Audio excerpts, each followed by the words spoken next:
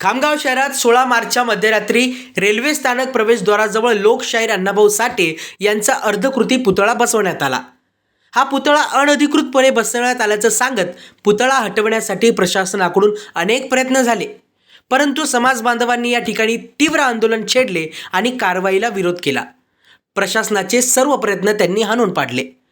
मात्र शहरातील काही नागरिकांकडून पुतळा हटवण्याबाबत प्रयत्न सुरू असल्याचे समाज बांधवांच्या लक्षात आले।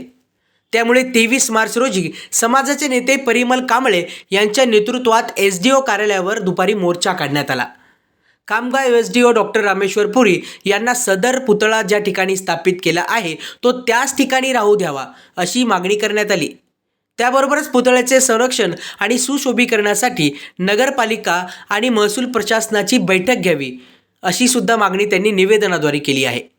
पुतळा हटवण्यास अथवा त्या ठिकाणी कुठलीही कारवाई करण्यात आल्यास समाज बांधवांनी आत्मदहनाचा सुद्धा इशारा दिलाय। अनुप गवळी, डिजिटल महाभूमी, खामगाव। जगविख्यात साहित्यिक साहित्यरत्न लोकशाहीर अण्णाभाऊ साठे यांचा पुतळा हा खामगाव नगरामध्ये रेल्वे स्टेशन चौकात बसला आहे। या पुतळ्यासंदर्भात समाजाच्या भावना अतिशय तीव्र आहेत। हा पुतळा कायम कसा होईल याच्यासाठी सर्व लोक आज रस्त्यावर उतरलेले आहेत। या खामगाव शहरामध्ये बुलढाणा जिल्ह्यामध्ये जवळपास 550च्या वर सर्व महापुरुषांचे पुतळे आहेत। तिथे कोणत्याच पद्धतीने आक्षेप होत नाही आणि रशियासारख्या देशांमध्ये विविध देशांमध्ये ज्या महापुरुषांच्या साहित्याची चर्चा होते अशा महापुरुषाचा पुतळा आपल्या खामगाव नगरपालिकेने का चालत नाही?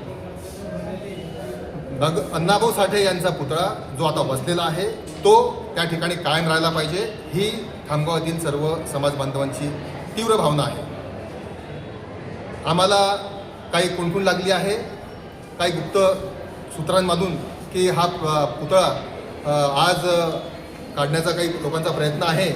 मी या आपल्या माध्यमातून प्रसार माध्यमाच्या माध्यमातून विनंती करतो की अशा पद्धतीने कोणतंच पाऊल प्रशासनाने उचलू नये, अन्यथा हा विषय पूर्ण खामगावपुरता मर्यादित राहणार नाही तर याचं लोण पूर्ण महाराष्ट्रात जाईल अशी मी आपल्या माध्यमातून समाज भावना आपल्यासमोर व्यक्त करत आहे। धन्यवाद।